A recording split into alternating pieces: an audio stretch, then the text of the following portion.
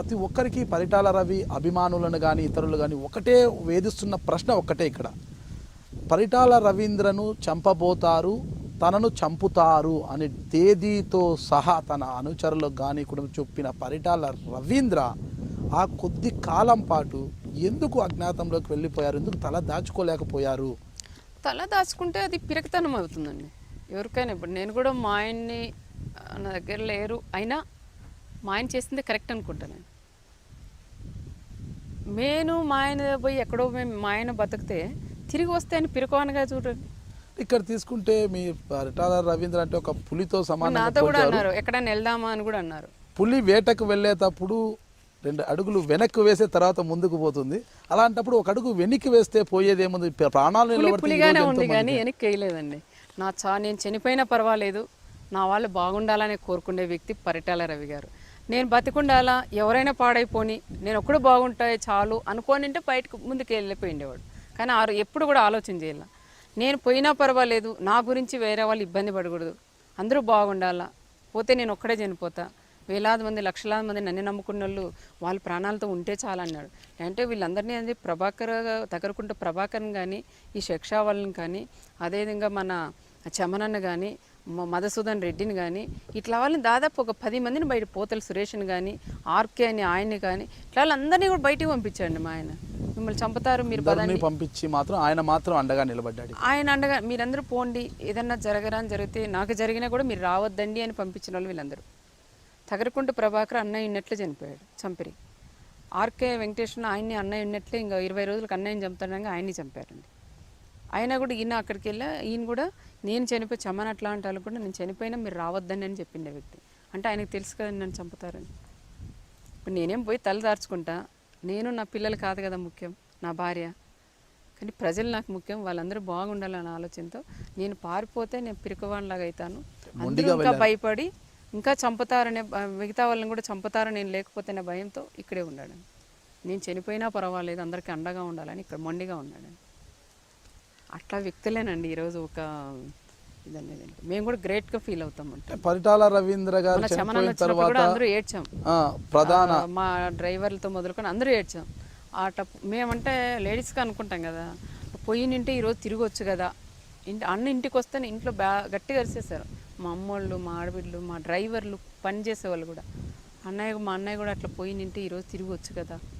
పరిటాల రవీంద్ర గారు అనంతరం మీ డిమాండ్ వరకు సిబిఐకి కేసు ఇచ్చారు. సిబిఐ కేసు కూడా సరిగా లేదు, సరిగా విచారించలేదు, నాకు న్యాయం జరగలేదని మీరు న్యాయ పోరాటం చేస్తామన్నారు ఆ రోజు. ఆ న్యాయ పోరాటం ఏమైందండి?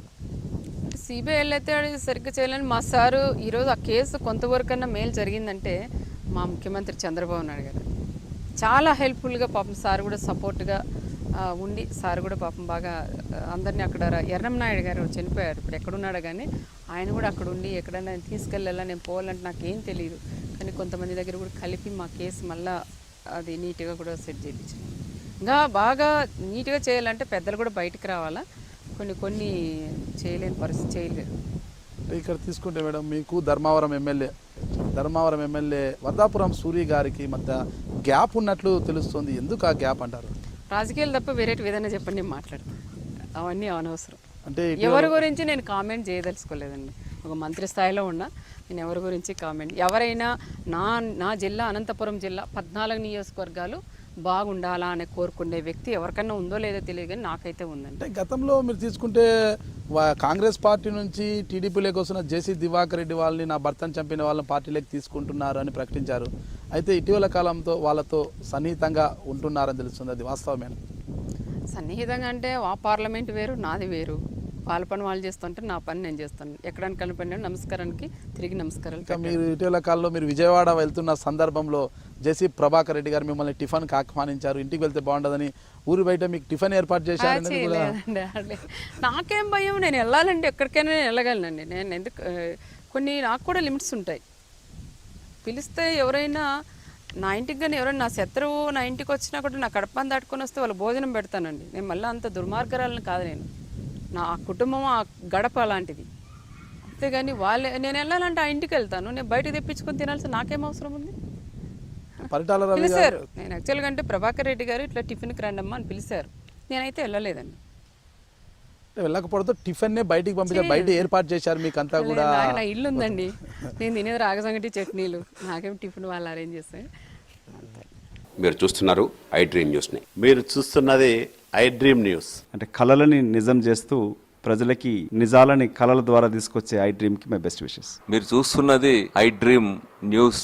మీరు చూస్తున్నారు I dream channel. For more videos, please subscribe I Dream. మరిన్ని వీడియోల కోసం ఐ డ్రీమ్ని సబ్స్క్రైబ్ చేయండి. Please subscribe I dream. And I'm very much satisfied with the way interview went on. Kindly subscribe to I Dream. For more videos, subscribe to iDream. And loads of fun entertainment and content. Do watch